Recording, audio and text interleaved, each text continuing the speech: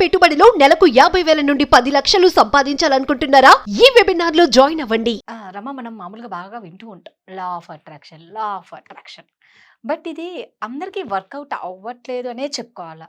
దీని మీద నమ్మకం కూడా చాలా మందికి ఉండటం లేదు. అరే! వీళ్ళు ఇలా చెప్తారు గానీ ఇది అసలు మనకు సంబంధించింది కాదు. ఇది మనం ట్రై చేసినా ఇది అవ్వట్లేదు. ఎందుకిలా అందరికీ వర్కౌట్ అవ్వట్లేదు? అసలు ఏంటి రీజన్? చాలా ఇంపార్టెంట్ క్వెషన్ రాదా? ఎందుకంటే వర్కౌట్ అవ్వట్లేదు, లా ఆఫ్ అట్రాక్షన్ ఇది నమ్మకూడదు అన్న దాంట్లో ఫస్ట్ పర్సన్ నేను ఉండేదాన్ని. నేను చాలా ఓకే. ప్రాక్టికల్, అంటే చార్టర్డ్ వెల్త్ మేనేజర్ అవ్వడం వల్ల ఫైనాన్స్ గురించి వీటి గురించి ప్రాక్టికల్‌గా స్టెప్స్ తీసుకుంటేనే ఏమైనా జరుగుతుంది గానీ, మనసులో అనుకుంటే అయిపోతుందా అన్న పాయింట్‌లో నాకు ఆ డౌట్స్ ఉండేవి. బట్ ఎప్పుడైతే నేను దాని మీద రీసెర్చ్ చేసి నా మెంటోర్స్ దగ్గర నుంచి ఇంకా డీటెయిల్‌గా తెలుసుకున్నానో, అప్పుడు అసలు ఈ లా ఆఫ్ అట్రాక్షన్ ఎలా వర్కౌట్ అవుతదో నాకు అర్థమైంది. అంటే ఇప్పుడు ఎవరికైతే వర్కౌట్ అవ్వట్లేదో వాళ్ళకి ఇది ఎందుకు వర్కౌట్ అవ్వట్లేదని తెలిస్తే అది డెఫినెట్‌గా అందరికీ హెల్ప్ అవుతది. సో, మనం ముందేమనుకుంటాము, నాకేమైనా జరిగితే నమ్ముతాను అంటాం. కానీ హ్మ్. నమ్మితేనే జరుగుతది. ఓహో! ఇది చాలా చాలా ఇంపార్టెంట్ పాయింట్ హ్మ్. అందరూ మిస్ అయ్యేది. నేను ఒక చిన్న ఎగ్జాంపుల్ ద్వారా చెప్తాను. ఇప్పుడు మనం ఒక హారర్ మూవీ చూస్తున్నాం హ్మ్. అనుకుందాం. ఒక సినిమా చూస్తున్నాం. రాత్రి అందరూ కలిపి కూర్చొని చూస్తాం. కరెక్ట్‌గా 12 గంటలకి ఆ హారర్ మూవీలోని లైట్లు ఆఫ్ అయిపోయి సౌండ్‌లొస్తున్నాయన్నమాట. ఓకే. ఈ మూవీ అయిపోయాక కరెక్ట్‌గా 12 అయింది. హ్మ్. ఓకే. ఇప్పుడు ఇంట్లో కరెంట్ పోయింది. ఓకే. ఎక్కడో సౌండ్ అయింది. సో, ఫస్ట్ మనం ఏం ఫీల్ అవుతాం? భయం. ఎందుకంటే ఆల్రెడీ మనం ఆ హారర్ మూవీ చూసాం కాబట్టి దాని ఎఫెక్ట్ ఏదో ఉంటుంది. ఎగ్జాక్ట్‌లీ. కానీ ఇక్కడ ఒక మాట మనం గుర్తుపెట్టుకోవాలి. ఆ హారర్ మూవీలో మనం చూసింది నిజమా? కాదు. అక్కడ వాళ్ళు భయం అన్ని చూపిస్తున్నారు అది నిజమా? అక్కడున్న యాక్టర్స్ వాళ్ళందరూ యాక్ట్ చేస్తున్నారు. కానీ మనం ఎందుకు నమ్మేసాం? కళ్ళకి కట్టినట్లు అక్కడ మనకొకటి కనిపిస్తుంది. ఒక విజువలేషన్ ఉంది కాబట్టి కానీ అది నిజం కాదని మనకు కాదని తెలుసు. తెలిసినా అదే ఆ విజువలేషన్ పవర్ అలాంటిది. అంటే మనకు కనిపించింది కాబట్టి. ఎగ్జాక్ట్‌లీ. మనకి 2 మైండ్స్ ఉంటాయి. హ్మ్. ఒకటి లాజికల్ మైండ్, ఇంకొకటి emotional emotion. Mind. Right. So, ఏదైతే ఎమోషనల్ మైండ్ ఉందో దానికి లాజిక్ తెలీదు. హ్మ్. దానికి ఏది కనిపిస్తే ఆ ఎమోషన్‌ని అటాచ్ చేసేసుకుంటదనమాట. ఇప్పుడు నాకు ఆ హారర్ మూవీలో వాళ్ళు నటిస్తున్నారని నాకు తెలుసు. అక్కడ జరుగుతుందంతా అబద్ధం అని నాకు తెలుసు. అయినా కూడా ఆ భయం నాకేసేస్తది. అది చూసినంత సేపు అమ్మో! ఏమవుతదని రైట్. భయమేస్తది. వాష్‌రూమ్‌కెళ్ళాలన్నా భయపడతారు. వాష్‌రూమ్‌కెళ్ళాలన్నా భయమేస్తది. ఎందుకు జరుగుతుంది అంటే, హ్మ్. ఆ నా మైండ్‌కి, అంటే నాకున్న 2 మైండ్‌లో లాజికల్ మైండ్‌కి తెలుసు ఇది అబద్ధం అని. కానీ ఏదైతే ఎమోషనల్ మైండ్ ఉందో దాన్ని సబ్‌కాన్షియస్ మైండ్ అంటారనమాట. దానికి తెలీదు అది హ్మ్. అబద్ధం అని. అది నిజమే అనుకుంటది. ఓకే. అది నిజం అనుకోని అసోసియేట్ అవ్వడం వల్ల నెక్స్ట్ ఏం జరిగింది? ఇంట్లో పవర్ పోయింది. అప్పుడు టైం కరెక్ట్‌గా 12 అయింది. ఎక్కడో చిన్న సౌండ్ వచ్చింది. హ్మ్. ఫస్ట్ దెయ్యమా, భూతమా అని భయపెట్టేస్తుంది మనకి. హ్మ్. రైట్? సో, ఇది జరుగుతది కంపల్సరీగా. ఇలానే లా ఆఫ్ అట్రాక్షన్‌లో కూడా ఏం జరుగుతుందంటే, ముందు ఫీలింగ్ రావాలి. ఇప్పుడు నేను లా ఆఫ్ అట్రాక్షన్‌లో మోస్ట్‌లీ ఏం చేస్తాను, నా లైఫ్ చేంజ్ అవ్వాలని అనుకుంటాను. అంటే హ్మ్. నేను నెలకి ఒక ₹1,00,00,000 సంపాదించాలని అనుకుంటాను. హ్మ్. నేను నెలకి ₹1,00,00,000 అనగానే నా మైండ్ ఏం చెప్తుంది? అది నమ్మదు. ఏంటి నువ్వు నెలకి 10,000 కూడా సంపాదించట్లేదు, హై కోటెక్కడ ఎక్స్‌పెక్టేషన్స్ అనుకుంటాం. ఎగ్జాక్ట్‌లీ. కోటెక్కడ వస్తుంది నీకు అన్న డౌట్‌లో అదుంటుంది. ఎప్పుడైతే నాకు ఆ 1,00,00,000 రూపీస్ వచ్చేసాయి, నేను దాన్ని ఇలా హ్యాండిల్ చేశాను, నా ఫీలింగ్ ఎలా ఉంటది? హ్మ్. ఆర్ నేను ఒక మ్యాచ్‌కెళ్తున్నాను. ఆ మ్యాచ్ నేను గెలవాలి అనుకున్నప్పుడు, నేను ఆల్రెడీ గెలిచేస్తే నాకు ఆ ఫీలింగ్ ఎలా ఉంటది? ఆ ఫీలింగ్‌ని గనక నేను లా ఆఫ్ అట్రాక్షన్‌లోకి తెచ్చుకోగలిగితే, ఏదైతే ఇంపార్టెంట్ అయిన ఫీలింగ్, హ్మ్. అంటే ఇప్పుడు నేను ఒక మ్యాచ్‌కెళ్తున్నాను. నేను ఆ మ్యాచ్‌లో గెలిచేసాను అనుకుందాం. గెలిస్తే ఏమవుతుంది, నాకు ఒక కప్ ఇస్తారు. నన్ను అందరి ముందు నించోబెడతారు. అందరూ నాకు క్లాప్స్ కొడతారు. ఆ ఫీలింగ్‌తో గనక నేను లా ఆఫ్ అట్రాక్షన్‌ని ప్రాక్టీస్ చేస్తే, అప్పుడు మన మైండ్ ఏమనుకుంటది, మన సబ్‌కాన్షియస్ మైండ్, ఎమోషనల్ మైండ్ ఇది నిజం అనుకుంటది. దానికి డిఫరెన్స్ తెలీదు నిజానికి, అబద్ధానికి. అది ఎప్పుడైతే నిజం అనుకుంటదో అది అసోసియేట్ చేస్తదనమాట. అంటే నెక్స్ట్ లెవెల్. ఫస్ట్ ఫీలింగ్స్, తర్వాత ఫీలింగ్స్‌ని ఫోకస్ చేస్తది. ఆ ఫీలింగ్స్ మీద ఫోకస్ చేయడం వల్ల నువ్వు అంత ఫాస్ట్‌గా పరిగెత్తినప్పుడు నీకొక కాన్ఫిడెన్స్ ఒస్తది. ఇదే లాస్ట్ టైమ్ మనం మాట్లాడుకున్నాం. నేను ఓడిపోతాను అని పరిగెడితే ఓడిపోతామని. అదే నేను గెలుస్తాను, నా కప్ నాదే అని నేను పరిగెట్టినప్పుడు ఏం జరుగుతది? నాకు తెలియని ఒక ఎనర్జీ ఒస్తది గదా! సో, ఆ ఫీలింగ్స్‌ని ఈ పర్టిక్యులర్ సబ్‌కాన్షియస్ మైండ్ ఏం చేస్తుంది? దాన్ని తీసుకెళ్ళి ఫోకస్ చేస్తదనమాట. నువ్వు ఖచ్చితంగా చేయగలవని. అంటే నీ చుట్టూ ఎన్ని నెగెటివ్ థింగ్స్ ఉన్నా గూడా ఆ పాజిటివిటీ మీదే ఫోకస్ చేస్తది. ఎప్పుడైతే ఫీలింగ్స్ ప్లస్ ఫోకస్ ఇవి 2 ఉంటాయో, నెక్స్ట్ చేయాల్సింది యాక్షన్. హ్మ్. నేను పరిగెత్తకుండా ఇంట్లో కూర్చొని నేను పరిగెత్తాను, కప్పు తెచ్చుకున్నానంటే వస్తదా? కాదు కదా! రాదు. నేను పరిగెత్తాలి. నేను పరిగెత్తానని ఫీల్ అవ్వాలి. అది ముందే నాకొచ్చిందని నేను అనుకున్నప్పుడు, హ్మ్. పక్కన ఎంత మందున్నా గూడా నేను గెలుస్తాను. 100% నేను గెలుస్తాను. ఎందుకంటే నేను అంత లోపల నుంచి నమ్ముతున్నాను నేను. హార్డ్ వర్క్ అందరూ ఒకేలా చేస్తారు. పరిగెత్తడం అందరూ ఒకేలా చేస్తారు. ఇన్‌ఫాక్ట్ ఆ రేస్‌లో ఉన్న ప్రతి ఒక్కళ్ళకి కూడా ఒకటే గోల్. ఏంటి? ఫస్ట్ రావాలనే ఆ! గదా! రేస్‌లో ఒక 10 మంది ఉన్నా గూడా అందరి గోల్ ఫస్ట్ రావాలనే. కానీ ఒక్కడు మాత్రమే ఫస్ట్ ఎందుకొస్తున్నాడు? మిగిలినోళ్ళు ఎందుకు రావట్లేదు?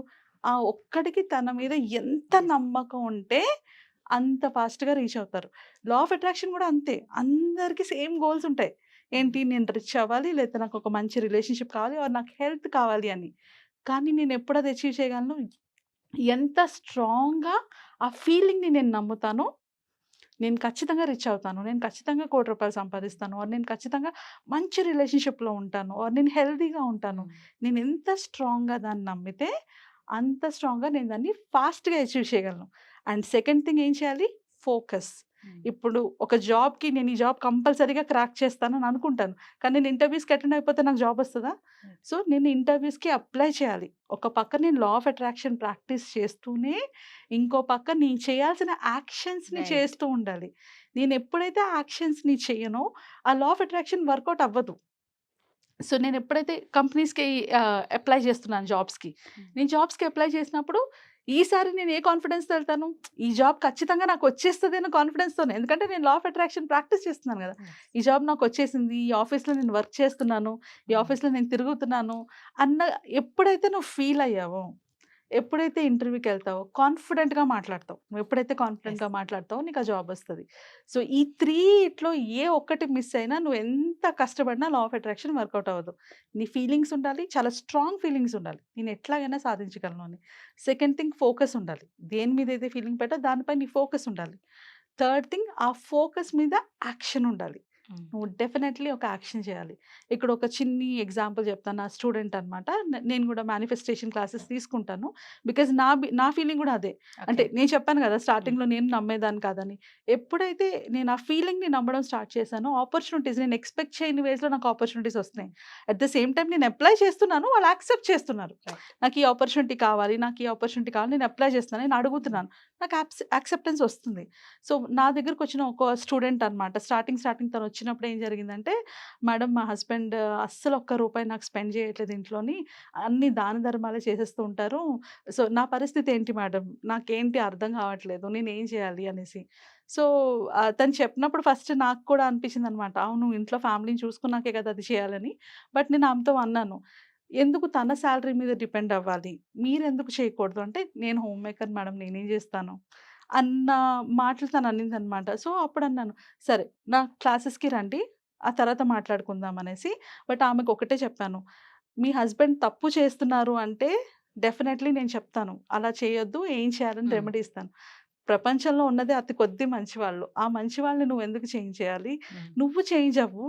రైట్. నువ్వు చేంజ్ అయ్యావనుకో, తను నీ కోసం కూడా ఆలోచిస్తారేమో అనేసి. ఆ పాయింట్ ఆ అమ్మాయికి చాలా నచ్చింది.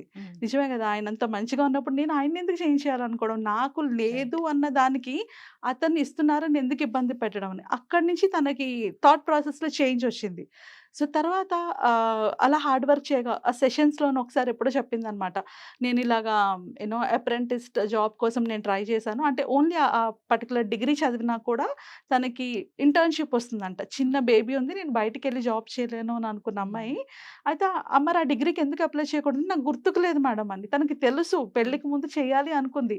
కానీ మర్చిపోయింది. యెస్. అంటే ఫోకస్ లేదు దాని లేదు మీద. కాబట్టి. ఫోకస్ ఎటుంది? నా హస్బెండ్ నాకు పెట్టట్లేదు, నాకు చేయట్లే అటుంది.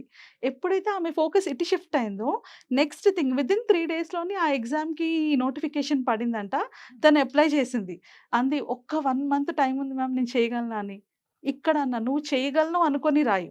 నేను చేయలేను అని ఎళ్ళకు. ఈ సంవత్సరం కాకపోతే వచ్చే సంవత్సరం కూడా వస్తది. బట్ నువ్వు ఫస్ట్ అటెంప్టే నేను చేయగలను. నాకు స్ట్రాంగ్ ఫీలింగ్‌తో వెళ్ళు" అన్నా. సో, ఎవ్రీడే తను అదే చెప్పుకుంటది. ఇది నేను ఈజీగా చేయగలను. నేను ఈజీగా రాయగలను అనుకుంటూ. తను అంత కష్టపడి అంటే ఒక పక్క పాపని చూసుకుంటూ, ఇంట్లో వంట చేసుకుంటూ, తను చదువుకుంటుంటే హస్బెండ్ హెల్ప్ చేశారు. ఎట్లాగా ప్రిపేర్ అవ్వాలి, ఎలాగ రాయాలి అనేసి. అండ్ గెస్ వాట్ మొన్నే రిజల్ట్స్ వచ్చాయి. అంటే ఒక 3, 4 డేస్ బ్యాక్ రిజల్ట్స్ వచ్చాయి. వచ్చినప్పుడు తను చెప్పింది. తను సెలెక్ట్ అయిందంట అందులో. సూపర్. తను అంటుంది, "నాకసల ఎగ్జామ్ రాయనంత వరకు అసలు ఇదొకటి ఉంది నా మైండ్‌లో అని కూడా నాకు గుర్తుకు లేదు." సో, తను ఆ 3 ఫాలో అయింది. ఫస్ట్ ఏంటి feelings, second focus and third action. రోజు చదువుకునేది, నైట్ చదువుకునేది, మార్నింగ్ చదువుకునేది. చదువుకున్న ప్రతిసారి గూడా ఇది నేను కంపల్సరీగా ఎగ్జామ్‌లో రాస్తాను. నాకొస్తుంది. నేను ఇంత బాగా రాస్తాను అన్న పాజిటివ్‌నెస్‌తో చదివింది. ఆఫ్టర్ 10 ఇయర్స్ ఆఫ్ మ్యారేజ్ మళ్ళీ ఎళ్లి కాలేజ్‌కెళ్ళి ఎగ్జామ్స్ రాసి సెలెక్ట్ అవ్వడం అంత ఈజీ కాదు. But she did it. So, ఇలా చేస్తే లా ఆఫ్ అట్రాక్షన్ ఎందుకు వర్కౌట్ అవ్వదు? లా ఆఫ్ అట్రాక్షన్ అయినా అవర్ లైఫ్‌లో ఏదైనా అంటే గట్టిగా అనుకుంటే అయిపోతుంది అవును. అంటారు గదా! ఆ గట్టిగా అనుకోని స్టార్ట్ చేయాలి. ఓకే. అనుకోని ఊరుకుంటే అవ్వదు. Yes. సో, ఎవరికైనా అది వర్కౌట్ అవ్వట్లేదంటే ఈ మూడిట్లో ఏదో ఒకటి మిస్ అయింది. ఐదర్ ఫీలింగ్స్ లేదా ఫోకస్ లేదా యాక్షన్. ఈ మూడిట్లో ఏది మిస్ అయినా లా ఆఫ్ అట్రాక్షన్ వర్కౌట్ అవ్వదు. సో, రమ ఇప్పుడు వెబినార్ క్లాసెస్‌లో మీరేమేమి నేర్పిస్తారు? ఈ 3 డేస్? ఈ 3 డేస్‌లోని మేము ముందు మైండ్ సెట్ మీద వర్క్ చేస్తాం. కంప్లీట్‌లీ మైండ్ సెట్ మీద. ఎందుకంటే ఇప్పుడు నేను చెప్పిన ఎగ్జాంపుల్ నేనేమి చెయ్యలేను అనుకోని నా దగ్గరకొచ్చిన వాళ్ళు నేను ఎన్ని చేసినా కూడా నువ్వు మారవు. ముందు నువ్వేం చేయలేదు అన్న ఫీలింగ్‌ని మేము రిమూవ్ చేయాలి. సో, ఆ లిమిటింగ్ బిలీఫ్స్ మీద మేము వర్క్ చేస్తాం. క్లియర్‌గా, డీటెయిల్డ్‌గా. నెక్స్ట్ వచ్చేటప్పటికి వాళ్ళు లైఫ్‌లో వాళ్ళు ఏం చేయాలనుకుంటున్నారు? దాని మీద ఒక క్లారిటీ. ఇప్పుడు చాలా మందికి ఏదో అచీవ్ చేయాలి అని అనుకుంటారు. కానీ క్లారిటీ ఉండదు ఏం Yes. చేయాలని. నీకెప్పుడైతే క్లారిటీ ఉండదో నీకు డైరెక్షన్ ఉండదు. ఈ క్లారిటీ లేకపోతే నువ్వు ఏ యాక్షన్ తీసుకుంటావు? Hmm.